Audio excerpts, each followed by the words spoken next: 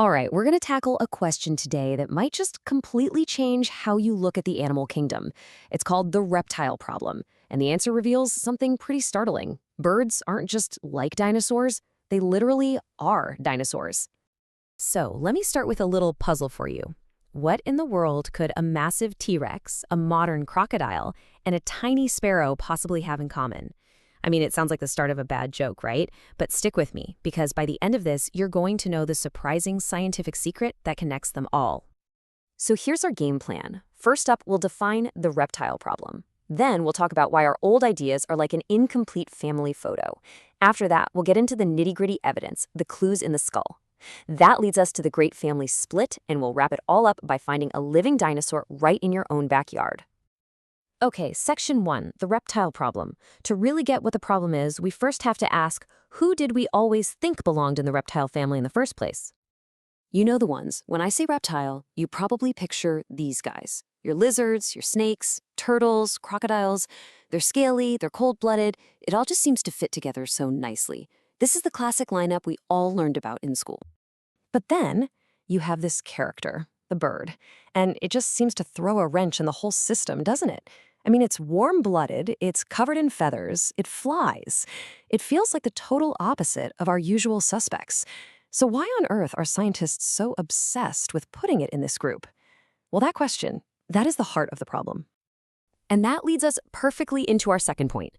That traditional group we just talked about, it isn't just a little bit off, scientifically speaking, it's completely broken. Think of it like a family photo where some of the most important relatives have been cropped out. Now, science has a fancy name for this. It's called a paraphyletic group. It just means a group that includes a common ancestor, but then on purpose, it leaves out some of the descendants. And our old school idea of reptilia is the poster child for this. It includes the original reptile ancestor, but it kicks birds right out of the picture. In modern biology, that's a huge problem. This here is the perfect way to think about it. On the left, a paraphyletic group is that incomplete family photo. You've got the grandparents, but you've told the bird cousins they can't be in the picture. On the right, you have a monophyletic group. That's the complete, honest family photo. It's got the grandparents and every single one of their descendants. Nobody gets left out.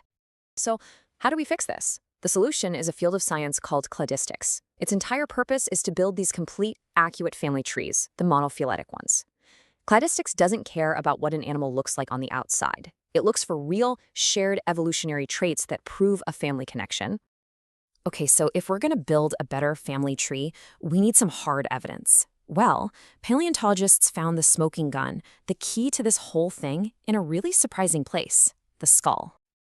Our story has to go way, way back to a group called the amniotes. These were the first vertebrates that figured out how to lay their eggs on dry land, which was a total game changer. They're the common ancestor of all reptiles, all birds, and yep, even us mammals. And their skulls hold the secret to how we all split up. So, from that original amniote ancestor, 3 different skull designs eventually evolved. And believe it or not, this entire mystery all comes down to one simple question. How many openings are there in the skull right behind the eye socket? That's it. That's the key that unlocks everything. So first up, we have the anapsid skull. You can think of this one as the original blueprint. Notice there are 0 openings behind the eye. It's just a solid wall of bone. This is the oldest design, and we can still see it today in modern turtles. Then came the synapsid skull. Evolution introduced a new feature, a single opening behind the eye. This one little hole defines the entire evolutionary branch that led to things like Dimetrodon and, eventually, all of us mammals. This is our team. This is our lineage. And finally, the diapsid skull. And this right here is the crucial piece of the puzzle. This design has 2 openings behind the eye. And just look at who's in this club. Lizards, crocodiles, dinosaurs, and birds. The evidence is literally written in bone. Birds share the same fundamental skull design as dinosaurs. This is the connection we've been looking for. So now that we have this killer evidence from the skulls, let's see how it helps us draw a much cleaner, more logical family tree. This is where we trace the 2 massive branches that grew out of that original amniote ancestor. Okay, so just picture that ancient amniote as the trunk of a tree. Right away, it splits into 2 giant branches. The first branch is Synopsida. Those are the one-holed skulls that eventually lead to mammals. The other branch is Sauropsida, and that's the group that contains all the diopsids with their two-holed skulls. That's the true reptile line. And this brings up a really important point. You sometimes hear people ask, well, aren't mammals just a type of reptile? The synapsid skull proves that the answer is a hard no. Our ancestors split off and went down a completely separate evolutionary path a very, very long time ago. We're cousins, for sure, but we are definitely not in the same immediate family. So it's that other branch, the Sauropsida, that's the star of our show today. This is the true reptile lineage. It's the group that contains all the animals we typically think of as reptiles, and, crucially, this is where we find the dinosaurs. And that brings us to our final section, where all the pieces finally click into place. It is time to redraw that family photo for good and officially welcome a member into the reptile family, one you probably see every single day. So let's connect the last dots. The fossil record is crystal clear. Birds evolved directly from a group of two-legged dinosaurs called theropods. And because dinosaurs are diapsids, birds inherited that same two-holed skull structure. So, evolutionarily speaking, they are planted firmly in the exact same family as crocodiles and lizards. One of our sources puts it perfectly. It says that to make the group reptiles scientifically valid, to make it a complete monophyletic group, you absolutely have to include birds. Leaving them out isn't just a minor detail, it makes the whole category scientifically inaccurate.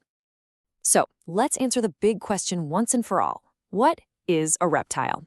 A true scientifically defined reptile is any member of the Sauropsida family. And that family isn't just ancient history. It's alive and well today, represented by turtles, lizards, crocodiles, and yes, the thousands of species of birds that are, for all intents and purposes, modern living dinosaurs. Which leaves us with one last thought to chew on. The next time you see a pigeon pecking at crumbs on the sidewalk or a sparrow chirping in a tree, just remember what you're really looking at. You're not just seeing a bird. You're seeing a tiny, feathered dinosaur that survived extinction. Now that you know that, will you ever be able to look at one the same way again?